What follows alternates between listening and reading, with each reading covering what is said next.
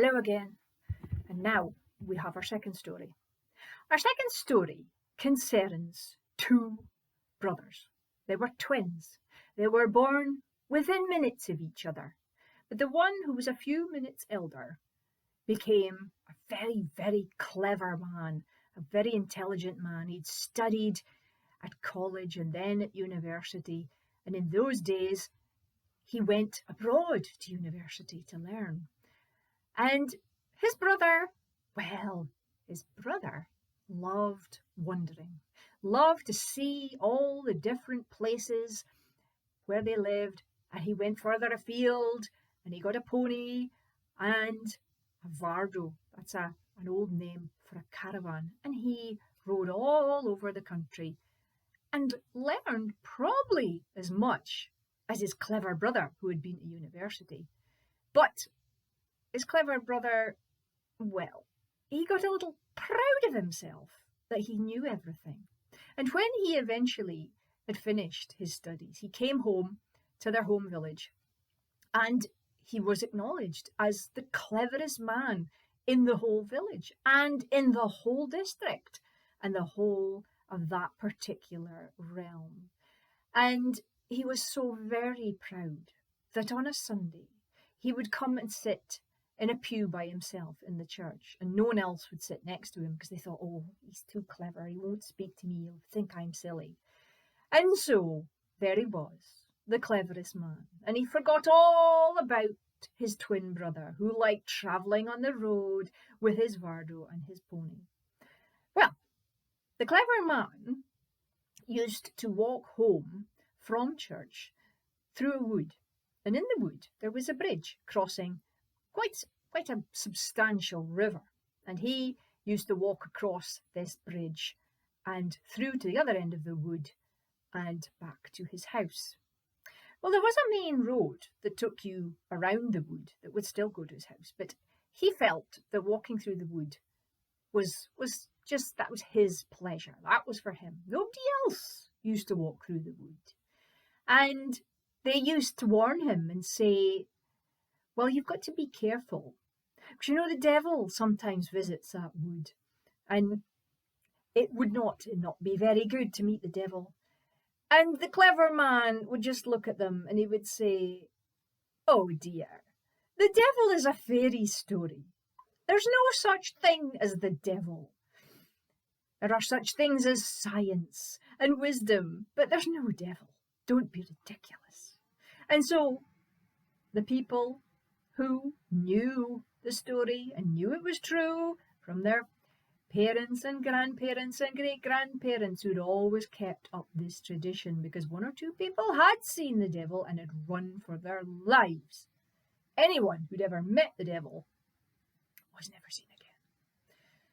Well, one particular Sunday, when the clever man had been speaking to the minister and giving him some advice on his sermons, he walked home. And it was a sunny afternoon after the morning service, and he walked through the wood, and the sun was dappling through the trees, and the river, when he came to it, was sparkling with all this sunbeams. And so he began to cross the bridge. But then, to his surprise, there was someone on the other side of the bridge, a very tall, very rich-looking man with very fine clothes, a red velvet jacket and red silk shirt, red breeches, red stockings and red shoes. And of course, he had red horns and red cloven feet, because this was Alhorny, Alnick, the devil himself. And he stood in front of the clever man and he said, at last, I have been watching you crossing my bridge all this time, and you've never paid so much as a tribute, never so much said thank you, let alone paid for the privilege. And so now I'm going to claim your soul for crossing my bridge without giving me any respect. The clever man was horrified. This was the devil, the person he didn't believe in. But clearly, there he was, and his little red tail with a spike at the end proved it. And the clever man said, "Oh no, please, give me a chance.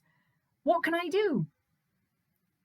Let me prove my wisdom to you, and then perhaps you'll spare my soul." Well, thought the devil, you are very clever. I've heard all about you. So, to test your wisdom, I'll give you 3 questions. And you must come back here in a week's time and tell me the answers. And if you get them wrong, then I'll still take your soul. If you get them right, then I won't take your soul and you may cross the bridge. Because if you get to get the answers, then there's no point me being here. You obviously are the cleverest man. And the clever man said, "What are the questions?" And the devil smiled and he said, "Well, the first question is, how deep is the ocean? And the second question is, how many stars are there in the sky? And the third question is, what am I thinking?" "Very well," said the clever man.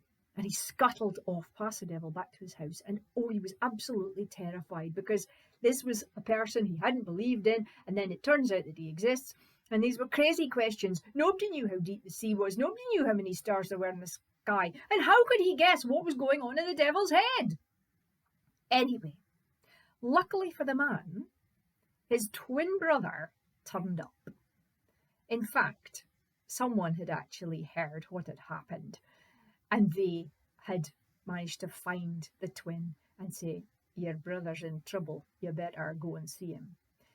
And, of course, the travelling brother was a very kindly man. He was wise about folk creatures like fairies and trolls and other things. And he was always respectful of them. And, of course, he respected the power of the devil. And so he banged on the door of his brother's cottage. His brother flung open the door and he said, "Oh, brother, I'm so glad to see you. I need your help." "You need my help? Really? After you've always said that you're far cleverer than me, because I didn't go to school, I didn't go to university, but you did, you know everything. What can I possibly do to help you?" "Oh, look, I'm sorry. I'm really sorry. I shouldn't have been so rude to you. Maybe you can't help me. Look, something terrible's happened. I've met the devil in the wood. And if I don't answer his 3 questions by next Sunday, then he's going to take my soul to hell. Please help me." "Very well. Let's hear. What did Alhorny ask you?" And the clever man said, well, he asked how deep was the sea, the ocean, and how many stars there were in the sky, and what am I thinking? How on earth can I answer that? Don't worry. I'm sure I can come up with something. Look, I'll stay here, and next Sunday I'll wear your clothes and walk through the wood after church. Okay? Oh, thank you so much, brother. Thank you so much. So, the 2 brothers went to church next Sunday, but they'd swapped clothes. So, no one could tell them apart. They were that alike. But they were surprised that the clever man seemed to be very pleasant and in such a good mood. And he wasn't rude to the minister and gave him pointers in his sermon. And he said good morning and good afternoon to everyone. And so the 2 brothers walked back to the wood, the edge of the wood. And the travelling brother, who was wearing the clever man's clothes, said, right, you go by the main road and I'll see you at your house. Are you sure? I don't want you to end up in hell. You're my brother after all. I'm not going to end up in hell. Get home and get the kettle on.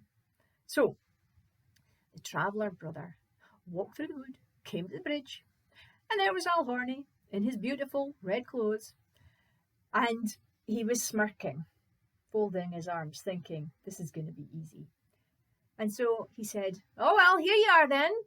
So, as to my questions. The first question, how deep's the sea? And the travelling brother, who the devil thought was a clever man, answered. He said, well, the sea contains 2/3 of the globe, and another third is above it. So the sea is 2 depths of the globe. And of course, you can't prove that because you can't see the globe from outside. You're earthbound. I know that. Very well. Clever answer. How many stars are there in the sky? Well, he said, there are 4,000,000, 6,000,000, 8,000,000,000,000, 7,000,000,000,000, and 5. And if you don't believe me, you'll have to go and count them yourself. And that'll take you forever. Said the devil. Very smart answer. Now, oh clever man, what am I thinking? And the travelling brother smirked and he said, you're thinking that I'm the clever man and that you're going to take my soul. Well, I'm not. I'm his twin brother. And I'm dressed in his clothes. So you're wrong and you can't get his soul and you're going to leave because you're not needed here anymore. The devil was so furious that he disappeared in a puff of smoke and was never seen in that area again. And so the travelling brother went back to his brother's house, pushed the door open. He said, is it tea on? And the clever man was like, oh, you made it, you made it. He said, yes, I made it. Now, remember in future, book learning's good, but learning from nature and learning from looking and seeing and asking questions is just as important. So, don't be so proud of your book learning in the future. Well, the clever man changed completely. He was helpful, he was kind, he learned from his brother, who went back on the road to go out and learn more about the world and nature. Because as he said to his brother when he left, he says, every day's a school day. So, that's the end of our story.